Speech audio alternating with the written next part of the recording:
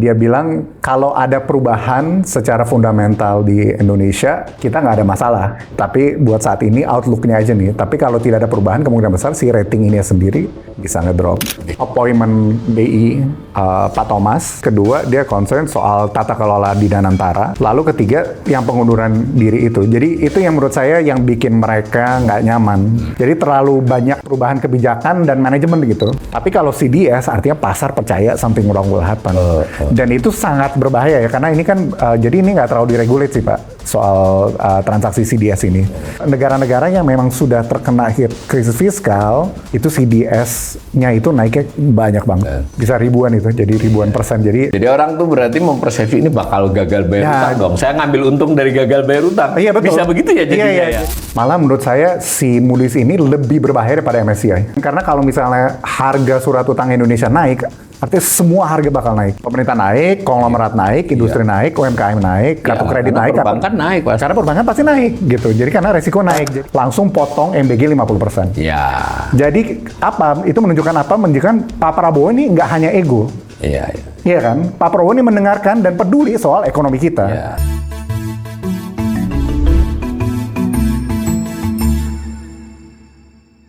Salam cerdas, Ibu Bapak, saudara-saudara yang saya hormati. Kembali berjumpa dengan saya di kanal Awali Rizky dalam sesi Ngobrol Ekonomi.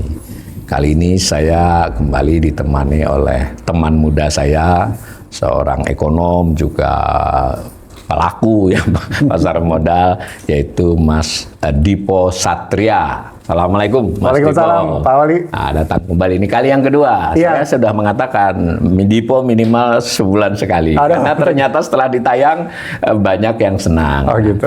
Dan ini berita yang sangat hot baru kemarin ya. Iya. Gitu. Dan ini saya tahu dalam hal ini pasti Dipo mengikuti, yaitu soal informasi dari Moody's ya. Jadi informasi Moody's yang menurut berita itu menurunkan peringkat Indonesia dalam satu hal. Dalam hal lain mungkin dia tetap. Tapi yang lebih penting adalah ada beberapa catatan-catatan yang diberikan.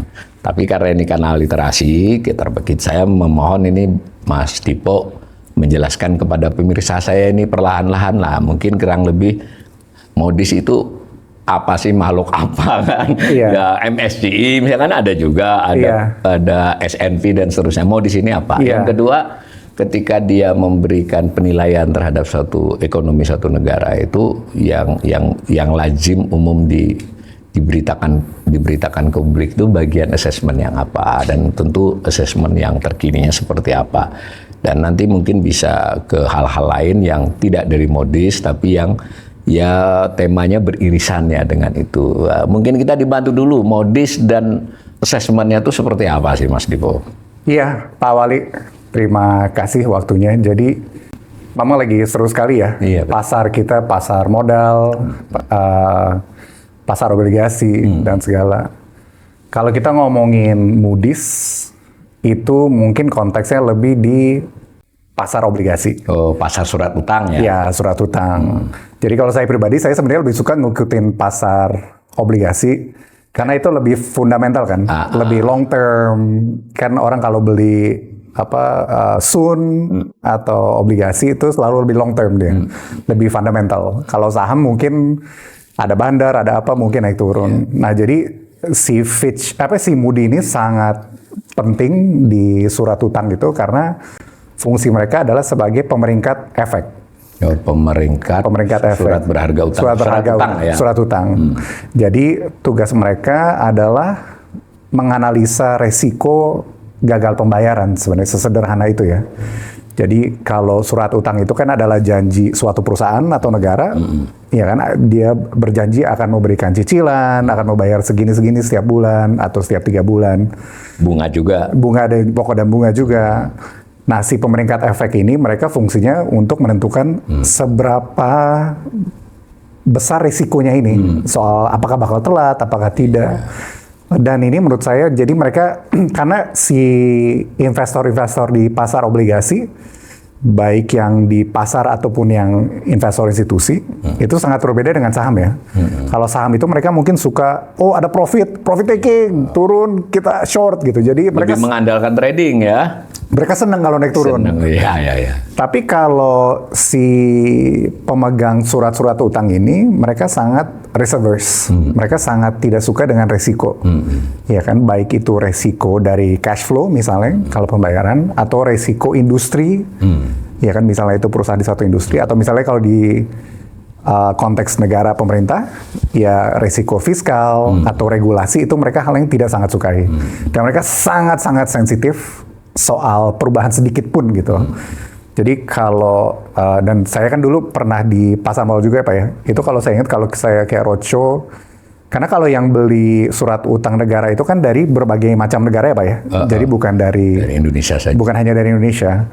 Nah kalau misalnya semakin jauh dari Indonesia, mungkin kalau di Singapura atau Malaysia mereka ngerti lah Indonesia konteksnya. Tapi dia semakin jauh, dia nggak terlalu ngikutin situasi politik di Indonesia, situasi regulasi.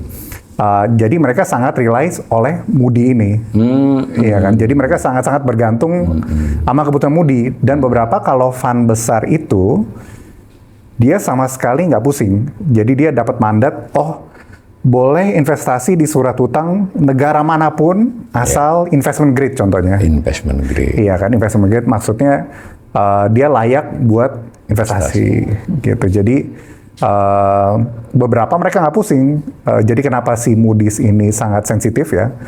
Karena yang turun rankingnya itu adalah pemerintah Indonesia di kali ini. Ya kan, Moody's juga mengeluarkan rating atas perusahaan swasta atau BUMN, tapi kali ini mungkin besar karena Indonesia yang diturunkan. Yang diturunkan itu adalah outlook ke depannya. Outlook ke depan. Outlooknya. Resiko berarti ya. Resiko. Jadi dia tidak menurunkan rating resiko pembayaran ini belum nih. Belum. Tetapi dia menurunkan resiko pembayaran di masa depan. Jadi kasarnya mungkin belum masalah sekarang, di masa depan bisa menjadi masalah. Itu jadi dan saya rasa sih dia cukup sopan ya nulisnya, tapi keras gitu. Jadi dia bilang kalau ada perubahan secara fundamental di Indonesia, kita nggak ada masalah gitu. Tapi buat saat ini outlook-nya aja nih. Tapi kalau tidak ada perubahan, kemungkinan besar si rating ini sendiri bisa ngedrop. Bisa turun. Itu kalau disederhanakan, si Moody's ini kalau memberi peringkat tentang itu, apa saja Mas ya sederhananya? Oh iya, jadi mungkin mereka ada checklistnya cukup panjang Pak. Oh panjang. Panjang. Dan mereka itu bukan, tiap tahun dia melakukan revisi. Jadi tidak rutin berdasar waktu? Berdasar waktu. Jadi kadang-kadang dia berapa tahun sekali, ada beberapa malah 3 tahun sekali. Jadi bukan hal yang dilakukan rutin kecuali memang diminta oleh si negaranya di konteks ini. Jadi kalau negara itu tidak minta, tidak ada rating gitu. Jadi pakai rating yang lama. Jadi apa aja yang dievaluasi itu cukup banyak. Biasanya dari yang makro dulu Pak. Jadi makroekonomi ya. Makro jadi lebih kayak pastinya makroekonomi. Jadi inflasi, pertumbuhan PDB, jumlah penduduk dan segala. Tapi yang di atasnya lagi itu biasanya lebih di regulatory dan political. Ya kan? Karena again investor-investor, terutama investor besar ya, yang fund-fund besar yang masuk di surat utang negara itu dia sangat benci resiko aja. Dia nggak suka perubahan. Sensitif sangat-sangat. Makanya kata-kata stabil itu di garis bawah ya. Betul. Biasanya, ya. Jadi dia dari atas, dari yang regulatory framework, seberapa mudah foreign investment itu biasanya dia masukin juga. Ya kan, asing itu seberapa mudah keluar juga. Takutnya dimasukin nggak bisa keluar. Ya kan. Lalu yang makroekonomi, lalu juga lebih industri itu juga ada. Jadi karena yang industri dia lumayan cepat ngeluarin, tapi kalau yang negara itu sebenarnya nggak sesering itu. Lebih ini ya. Jadi kan kalau yang industri itu kan misalnya dia melakukan report soal tambang. Kan perusahaan tambang banyak di Indonesia. Yang mereka buat obligasi ya. Yang buat obligasi. Jadi sekalian rame-rame. Gitu. Tapi yang negara ini sebetulnya termasuk dia tidak terlalu sering mengupdate ya, kecuali dianggap perlu. Kira-kira gitu nggak? Iya betul, kecuali dianggap perlu. Betul. Loh, berarti ini agak serius nih. Betul. Dianggap perlu. Kalau saya pernah lihat itu kan ada kode-kode BBBA. Oh iya, boleh. Itu aneh ya. Tapi kalau sederhananya bagaimana, nggak harus ya, mungkin basic aja. Jadi basic aja. Kalau nggak salah ada 4 atau 5 kategori. Ya. Indonesia itu masuknya masih investment grade. Investment grade itu artinya masih Iya. relatif aman. Iya. Dan itu ada beberapa tingkat, ada 8 tingkat investment grade. Indonesia kedua paling bawah. Ya kan, kita BAA2. Ya. Kedua paling bawah. Layak tapi ya tidak. Layak tapi Iya, ya iya. kalau goyang dikit bisa Iya. turun gitu. Betul. Nah, kalau kita turun 2 kali, itu udah langsung junk. Artinya kita udah nggak investable lagi. Nggak layak lagi. Betul, jadi udah layak. Jadi kalau udah junk tuh artinya mungkin kayak investor tipe pemain saham. Iya, Jadi dia suka naik turun apa. Iya. Yang investment grade tuh makin ke atas makin stabil gitu. Gitu. Jadi memang cukup sensitif sekali karena di keluasannya juga si berapa jumlah pemerintah menghutang kan itu sebagai basic. Fiskal sangat diamati dia ya. Fiskal sangat diamati juga. Lalu utangnya juga diamati. Iya, jadi yang pertama dia melihat pendapatan pajak Oke. dan itu salah satu komentar dia ya. Dia malah bilang, menurut saya menarik sekali, dia bilang mungkin kalau per hari ini concernnya itu bukan di fiskal per se, pendapatan pajak dan utang, tetapi lebih karena governance, data kelola, dan apa ya dibilang ketidakpastian ketidakpastian, weakening governance sama jadi weakening governance, kelemahan tata kelola dan reduce predictability in policy making. Jadi kita cara membuat kebijakan itu kayak tidak bisa dipredik gitu. Dan kenapa nih rating ini cukup penting ya Pak Wali? Jadi karena misalnya Bank Indonesia, jadi tadi kan ada beberapa ini ya, BAA2. Ya, untuk investment grade-nya ya. Iya, BA2. Jadi itu di setiap layer itu price range-nya beda-beda tuh, Pak. Jadi kalau misalnya kita BA2, misalnya dia antara 5% ke 7%. Kalau resikonya berkurang, dia lebih murah. Kalau dia kalau ke junk grade itu bisa 10%, 12%. Jadi menentukan kepada yield dan harga surat utangnya ya. Jadi si Moody's ini menentukan harga surat utang kita yang kita issue di Sun atau obligasi pemerintah. Nah, si utang pemerintah ini menjadi basis buat industri perbankan juga. Iya kan? Betul. Karena perbankan kan ya merefer itu juga untuk menentukan berbagai suku bunganya ya. Betul. Jadi kalau misalnya si pemerintah risikonya naik, secara otomatis si industri atau konglomerat juga naik. Berapapun jumlahnya itu. Jadi artinya apa? Artinya ada kemungkinan berbagai macam obligasi di Indonesia ini menjadi semakin mahal. Pelaku pasar mau meminjam semakin mahal. Jadi si pemerintah kan basic resikonya dari pemerintah resikonya naik. Artinya konglomerat besar naik, UMKM naik, kredit rakyat naik, KPR naik gitu. Jadi benar-benar banyak hubungannya. Jadi ini makanya kenapa ini sangat berbahaya ya. Dan saya rasa kurang di nggak bisa dianggap enteng lah ya. Betul, iya. Tapi saya baca berita itu ada istilah itu kan tadi investment grade lah sebut. Betul. Kalau yang tentang outlook dari stabil ke negatif itu. Jadi ada satu kita ngomongin rating. Ya tadi ya. Satu kita ngomongin outlook. Yang rating tadi. Yang rating tadi ya. Jadi yang ini menentukan suku bunga segala. Yang outlook ini adalah semacam forecast ke depan. Dan memang kita turun dari netral ke negatif. Dan ini lebih ngomongin masa depan nih. Benar-benar di masa depan. Berarti boleh nggak saya bilang ini kalau sekarang sih kelihatannya masih aman, tapi besok ya harus diperhitungkan betul. Begitu nggak kira-kira? Well, saya sih mungkin malah lebih keras dari itu. Ya mungkin bisa juga melihat si Moody's nih mungkin mau turunin rating. Saya kasih kesempatan kasih lampu kuning dulu. Saya kasih kesempatan deh. Saya turunin outlook dulu. Terus tadi Pak Wali nanya kan, ada Moody's, ada Fitch, ada S&P. Tapi kurang lebih mereka sama. Mereka pemeringkat efek juga. Dan biasanya kalau investor itu dia cek tiga-tiganya nih. Jadi kayak buat dapat second opinion lah. Dan sejauh ini biasanya kalau arah hampir sama kok tiga-tiganya. Arah hampir sama. Nah, tapi timingnya Moody's biasanya duluan memang. Jadi dia lebih dilihat leading terutama di emerging market. Kita harus nunggu S&P sama Fitch. Jadi S&P sama Fitch itu case by case lah. Cuman biasanya dia 3-6 bulan setelahnya. Karena proses ini rating tuh nggak lama juga sih Pak. Jadi memang cukup intens gitu. Ya, itu kerjaan serius ya. Itu kerjaan serius. Dia benar-benar nongkrong di Kliennya Kemenkyu. juga bayar gede soalnya. Betul. Itu iya benar, itu a very good point Pak Wahyu. Jadi si pemeringkat rating ini memang dibayar oleh pemerintah yang mengeluarkan surat utang. Jadi yang membayar itu adalah si pemeringkat rating, pemeringkat efek ini. Dan mereka harusnya independen ya. Again, I think makanya itu karena mereka independen, feeling saya mungkin Moody's nggak enak dia kalau langsung timpa. Kasih lampu kuning dulu. Kasih lampu kuning dulu. Jadi ini outlook-nya dulu nih yang kita. Jadi ini outlook dulu belum mempengaruhi investment grade-nya saat ini.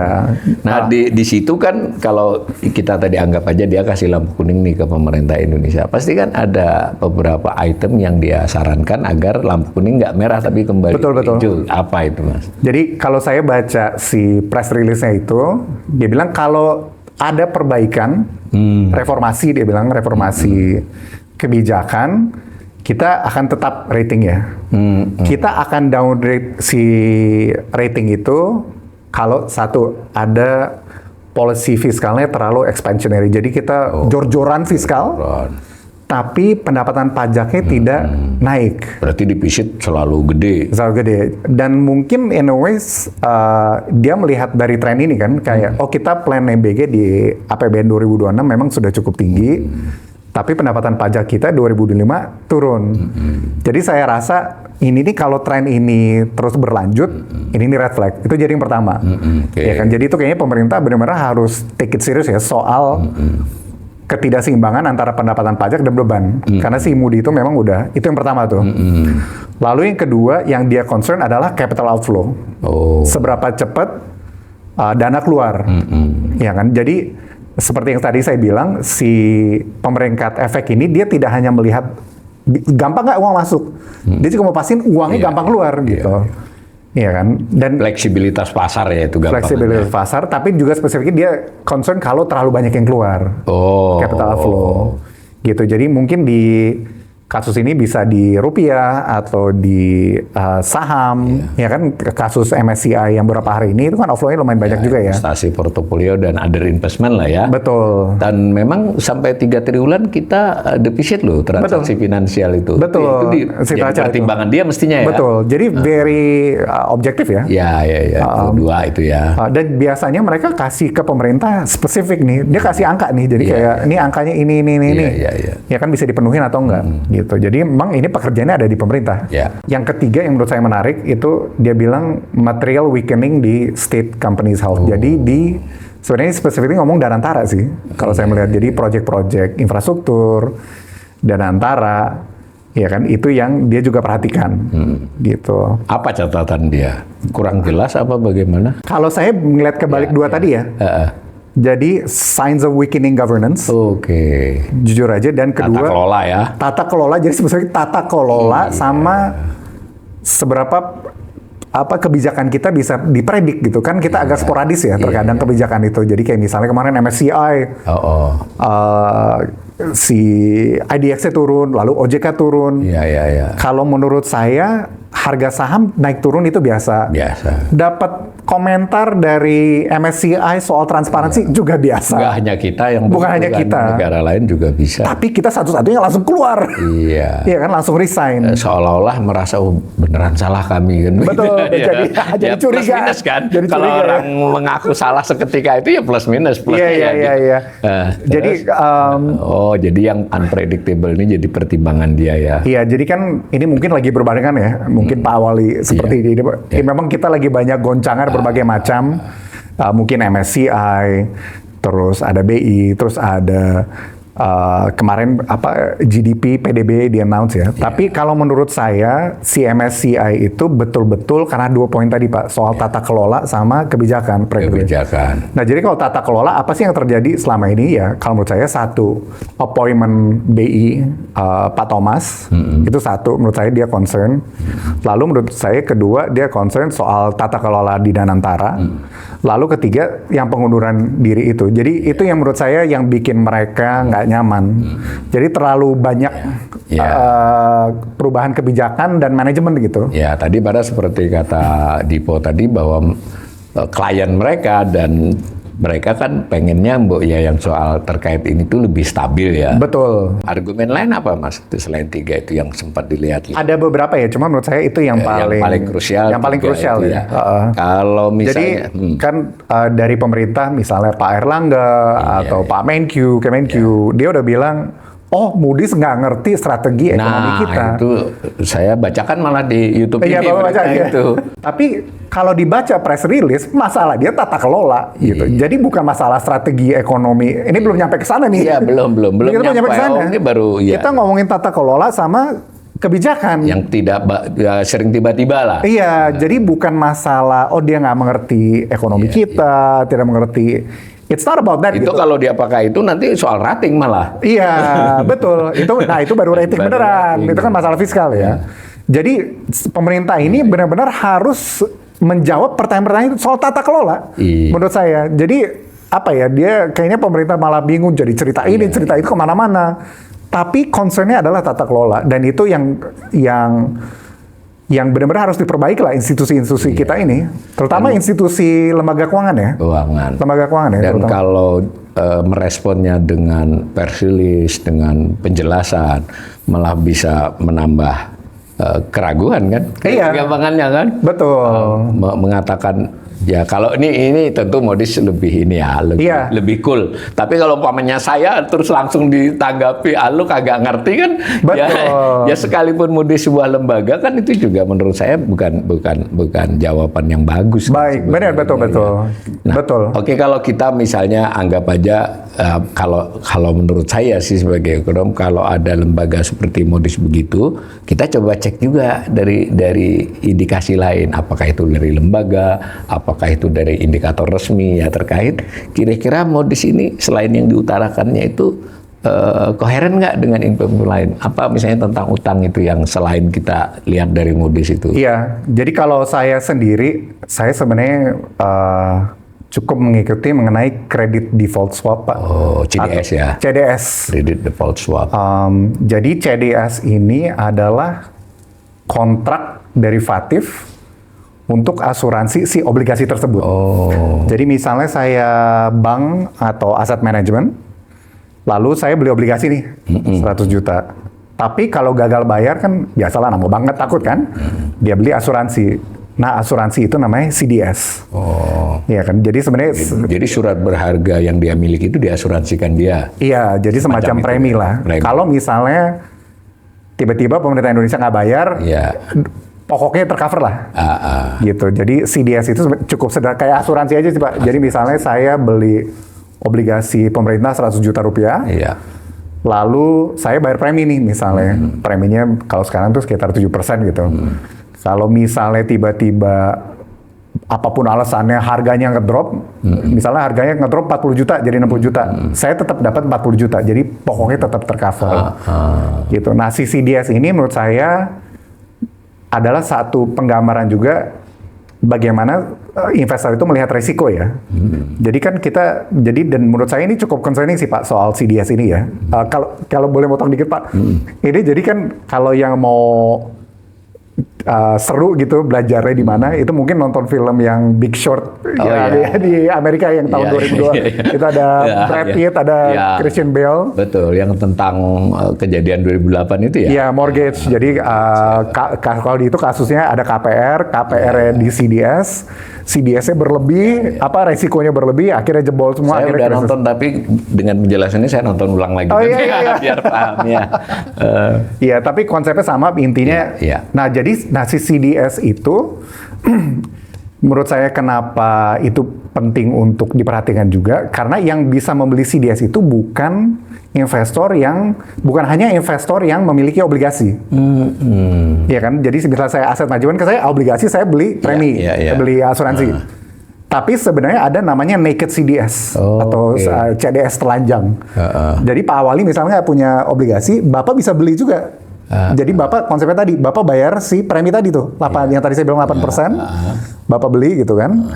Nanti kalau misalnya tadi turun 40 juta, iya kan? Saya dapat 40 juta, Bapak juga dapat 40 juta. Bisa begitu ya? Iya, jadi asuransinya bisa beli oleh orang yang tidak memiliki obligasi. Gitu. Nah, artinya apa? Artinya si CDS ini menggambarkan pasar ini atau pelaku ekonomi ini dia betting seberapa banyak bahwa kalau di kasus Indonesia misalnya CDS Indonesia 10 tahun. Berarti kalau bahasa populernya termasuk persepsi itu ya dalam persepsi. Jadi misalnya Pak Auli membeli, artinya Pak Auli percaya Indonesia bakal gagal bayar atau krisis fiskal. Ya, kalau banyak beli itu ya. Kalau banyak beli itu. Iya kan? Dan itu artinya. Jadi karena Pak Auli kan betting, Pak Auli bertaruh nih Indonesia. Pak Auli. Jadi kalau itu biasanya Bapak beli nih misalnya asuransi, kan ada jangka waktunya juga Pak. Jadi kalau misalnya jangka waktunya habis ya Bapak nggak dapat apa-apa. Ya asuransi lah. Iya kan? Kalau besaran angkanya apa biasanya? Kan kalau indeks tuh ada angka indeks. Oh ya boleh. Jadi kalau saya sebenarnya lebih ngikutin ini bandingin indeks. Karena indeks kan naik turun. CDS itu ukurannya apa? Iya, jadi kalau sekarang ini jadi kan bayar preminya ya. Jadi CDS yang 10 tahun itu dia di sekarang ya 1,26%. 1,26%. Jadi kecil ya? Kecil. Nah, tapi itu angkanya sudah naik dibandingkan akhir tahun lalu, Pak. Oke. Jadi akhir tahun lalu itu 1,1. Oh, signifikan itu naiknya. Jadi naiknya 0,1% selama 1 bulan. Iya kan? Dan ini menurut saya jadi belum bahaya, tapi ya kita mengarah bahaya gimana pun juga. Dan itu juga terlihat di harga yield surat utang kita kan Pak. Jadi surat utang kita pun akhir tahun itu kita pricingnya masih di 6,3%. Per awal Februari ini 6,4%. Jadi naiknya masih sama nih 0,01. Ya kan. Jadi yang bahaya itu kalau misalnya kalau ini kan resiko gagal bayar ya kredit yield lah. Kalau misalnya ini naik tapi yang ini naiknya lebih kenceng. Nah itu baru really dangerous loh. Ya kan sekarang sebenarnya naiknya lebih tinggi sedikit by something tapi masih tapi ini menunjukkan artinya orang udah mulai beli si naked CDS itu Pak. Si naked CDS yang tadi. Dia ada orang-orang either hedge fund atau siapapun yang dia betting Indonesia nggak bisa gagal. Si CDS itu ada untuk CDS 5, 10 tahun atau berapa? Betul, sama. Jadi dia matchingin sama juga. Dia matchingin sama obligasinya. Nah, yang kalau untuk analisa Pak Wali dan mungkin teman-teman pemirsa adalah yang jangka panjang, karena fundamental kan biasanya. 10 tahun terutama. 10 tahun. Oh pantas, saya begini Mas Dipo, saya itu kan suka mengikuti rilisnya Bank Indonesia setiap Jumat sore atau malam. Dia kan menyebutkan data duit yang keluar masuk, kemudian ada DXY, ada CDS di bawahnya. Betul. Memang itu dianggap penting ya. Betul. Dan tapi yang dia sebut kalau nggak salah 5 atau 10 tahun aja cuma. Nggak apa-apa. Itu yang lebih fundamental gitu. Jadi memang penting sebagai kalau yield itu kan tergantung rating ya. Ya tergantung rating. Jadi dia misalnya kecuali nggak laku banget lah, surat utangnya nggak laku banget, harganya lebih mahal. Tapi si harga yield surat utang itu berdasarkan si pemeriksaan efek tadi kan, si Fitch, si Moody dan S&P. Ya kan, kalau mungkin beda-beda dikit lah kalau risikonya lebih tinggi. Tapi kalau CDS artinya pasar percaya something wrong will happen. Dan itu sangat berbahaya ya, karena ini kan jadi ini nggak terlalu diregulate sih Pak soal transaksi CDS ini. Dan biasanya kalau kita ngelihat kasus-kasus kayak misalnya Yunani atau negara Venezuela, negara-negara yang memang sudah terkena hit krisis fiskal, itu CDS-nya itu naiknya banyak banget, banyak sekali, bisa ribuan itu, jadi ribuan persen. Jadi karena makin banyak orang nge-betting, iya kan? Jadi orang tuh berarti mempersepsi ini bakal gagal bayar utang dong. Saya ngambil untung dari gagal bayar utang. Iya betul. Bisa begitu ya jadinya ya. Jadi kayak Big Short itu boleh tuh bakal. Big Short ya dulu ya yang di film itu. Iya kan? Dia jadi betting. Dan bahayanya si CDS ini jadi proxy buat si obligasinya sendiri. Jadi kayak apa ya bahasa self-fulfilling prophecy. Jadi mengisi ramalannya sendiri. Mengisi ramalannya sendiri itu jadi yang bahaya.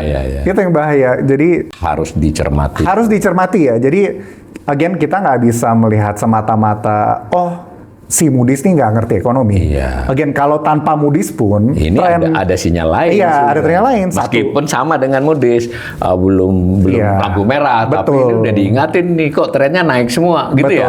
Betul, si yieldnya naik 0,1. Iya, kalau kita naik 0,1% per bulan kan, Iya. itu baik. Akhir tahun kita udah naik 1%. Dulu di akhir-akhir tahun lalu sebelum Desember itu malah sudah sempat 6,1. Betul. Sekarang sudah 6,4-an. 6,4 iya, benar Bapak benar. Kita sempat 6,1 sekarang 6,4. Jadi cepat banget naiknya itu. Bahkan jadi di pasar saya baca pengumuman hasil lelangnya Kementerian Keuangan tuh sudah menyentuh anak 6,376 itu benar ya? betul betul.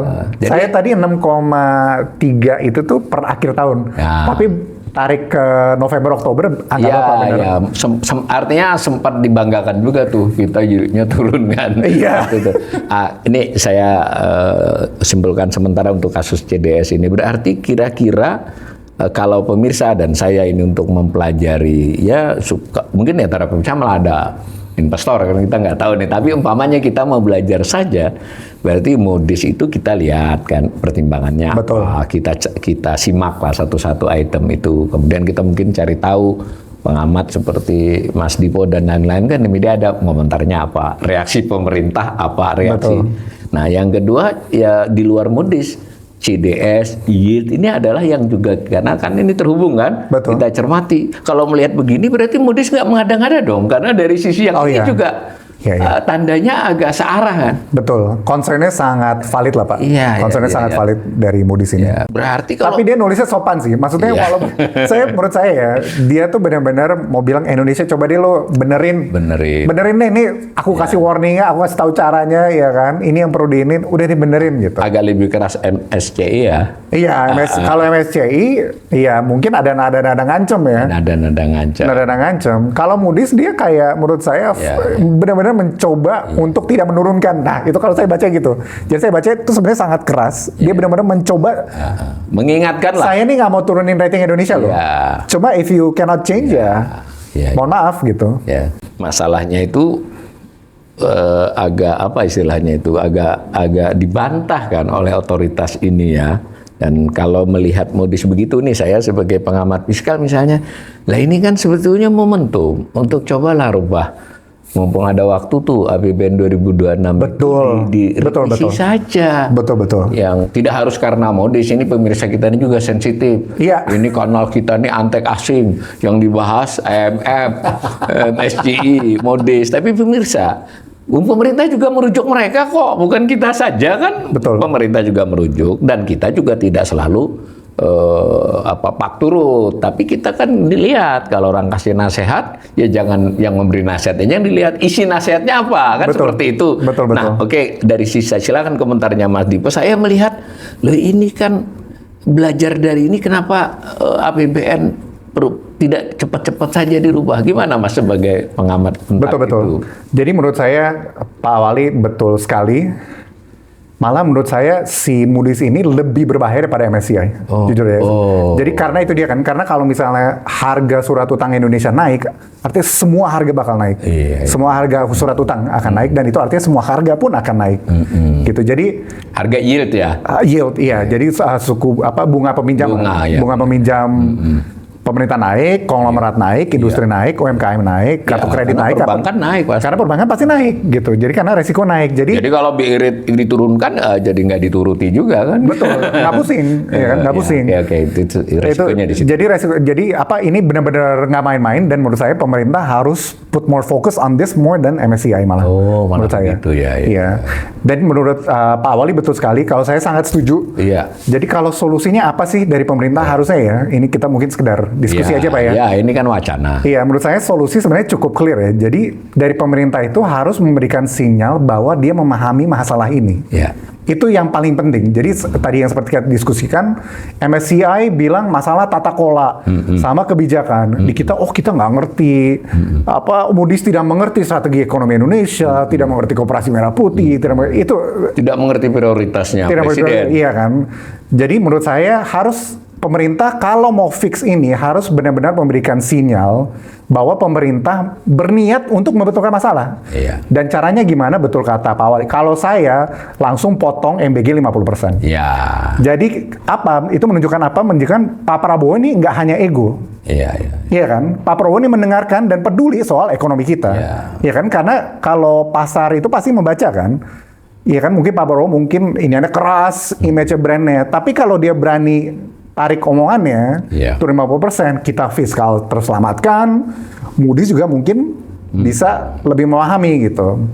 Lalu yang kedua menurut saya yang sangat penting sekali adalah kita memerlukan, kembali ke poin tadi Moody's, kita betul-betul perlu reformasi ekonomi ya Pak Wali menurut saya, dan itu lebih ditata kelola. Iya kan? Again menurut saya MSCI itu Moody's ini memberikan rating outlook turun ini itu adalah karena tata kelola dan kasus yang terjadi baru-baru ini Pak Thomas naik ke BI, iya kan, lalu IDX dan OJK turun, iya kan, dan ini menunjukkan, dan dia bilang ini menunjukkan apa ya, banyak yang bukan profesional, unfortunately, buat key role yang di ekonomi. Kalau Moody's mungkin dia nggak peduli ya soal menteri sosial, menteri infrastruktur, tapi dia peduli soal Menko Ekonomi siapa? BI siapa? BI siapa? OJK siapa? OJK siapa? BPS siapa? BPS ya. Iya kan, Bappenas siapa? Iya kan? Ini sangat penting. Dan menurut saya itu benar-benar harus mungkin 80-20 lah. 80 ini profesional. 20 orang partai oke lah. Kan kita nggak bisa hindari ya. Ada political issue di Indonesia ya. Ya kan, jadi itu menurut saya yang dua hal yang benar-benar bisa sih. Jadi kalau dia Pak Prabowo berani turunin MBG jadi 50%, itu menurut saya sinyalnya sangat-sangat bagus. Iya, mestinya ya. Iya, karena itu jadi kayak nggak kelihatan, nggak kayak ego. Iya. Iya kan, dia telan ini. Cuman ya buat ekonomi baik. Gitu. Kedua, benar-benar kita harus stop ya. Jadi mungkin ya Pak Thomas mungkin harus turun. Ya kan, OJK diisi orang benar. Kalau sekarang kayak misalnya yang lagi keluar rumor soal Pak Misbakun gitu kan. Orang partai pernah ada isu kasus hukum gitu. Bukan isu memang. Bukan isu, iya.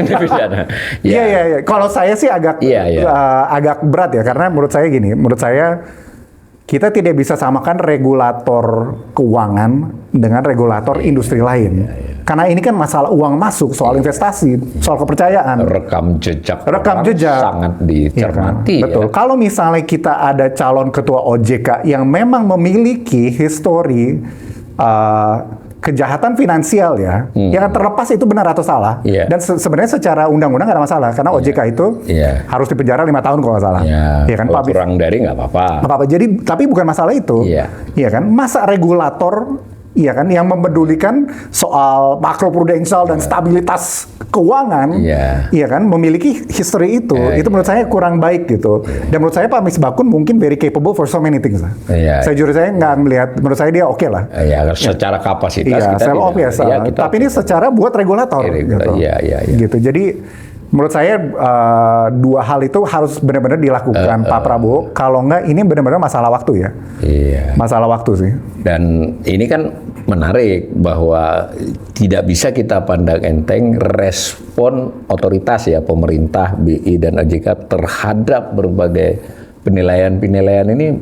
Ambil aja dua ya, MSCI dengan Moody's. Itu kan yang namanya respon kan sebetulnya bukanlah soal penjelasan. Kalau itu mungkin untuk buat kepentingan netizen, rakyat oke lah menjelaskan kan. Tetapi mereka kan lebih butuh respon yang sifatnya kebijakan kan. Betul. Nah ini kan menarik nih, misal, nah mudah-mudahan untuk Moody's ini tidak begitu.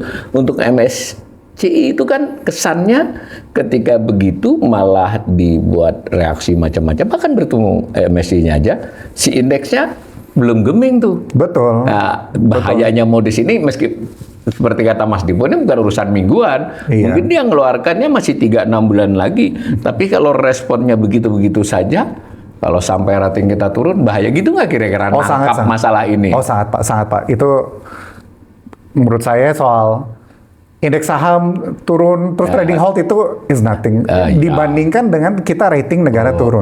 Jadi ini karena again investor saham pun ada yang gitu. Kita cuma boleh main di emerging market, atau kita cuma boleh main yang rating Moody's-nya segini gitu. Kalau di bawah itu ya kita keluar, dia nggak pusing. Ya kan dia nggak perlu tahu dia nggak perlu tahu detail lah. Pokoknya dia percaya Moody's saja. Iya. Ya kan, bukan kayak kalau kita mungkin investor retail gitu di Indonesia, mungkin kita berdasarkan gosip. Kita ngerti lah, kita ngerti oh iya Pak Prabowo gini atau pemerintah ini begini atau oh nepotisme itu oke. Tapi kalau asing dia nggak pusing, rating turun ya kita keluar, udah. Iya kan? Dan itu Danantara kalau saya sepintas baca rilisnya itu sangat ditekankan sebagai contoh kan. Iya. Itu bener nggak Mas bahwa mereka ini Moody's ini yang sangat memicu tuh salah satunya Danantara? Tidak bisa dipastikan ya. Ya, tapi karena dia halus ya. Karena dia halus ya. Tapi disebut kan? Iya, tapi menurut saya Danantara masuk ke dalam BI ini sangat-sangat berbahaya sih Pak. Sangat-sangat berbahaya. Iya. Kan BI dimiliki oleh anggota bursa ya. Bursa efek ya. Bursa efek. Dan tapi specifically anggota bursa yang brokerage. Iya. Iya kan? Jadi mereka make money-nya dari dia saham naik, saham turun, yang penting ada transaksi, dia make money. Sekaligus dia pemilik bursa efek ya. Di bursa efek. Iya. Tapi mereka cara pemegang saham itu memang ceritanya SRO kan, self regulatory organization. Iya. Tapi intinya mereka yang memiliki saham di BI adalah sekuritas-sekuritas yang trading, trading. Brokerage. Kalau Danantara masuk, apalagi 25%, Danantara itu adalah portfolio manager, Pak. Iya kan? Kalau dia portfolio manager, saham naik atau turun, dia peduli. Sangat berbeda dengan yang lain, gitu. Kalau misalnya dia memiliki 25%, iya kan? Itu dia mungkin ada konflik kepentingan. Misalnya gini, kalau misalnya ada peraturan ya, kan yang sekarang misalnya lagi rame soal free float mau dinaikin 15%. Kalau kita sekarang misalnya rata-rata 7,5 atau 10% lah. Kalau misalnya kita mau patuh terhadap requirement 15%, artinya ada saham harus dijual at a discount kan? Iya kan? Kita harus. Iya, betul. Tapi Danantara sebagai portfolio manager, dia lebih penting tata kelola yang baik atau portfolio jatuh. Iya kan? Bisa konflik kepentingan. Ini konflik kepentingan. Dan 25% itu nggak itu kan significant minority ya kalau Pak. Iya kan? Bukan angka yang kecil gitu. Jadi mungkin demutualisasi banyak benefit ya.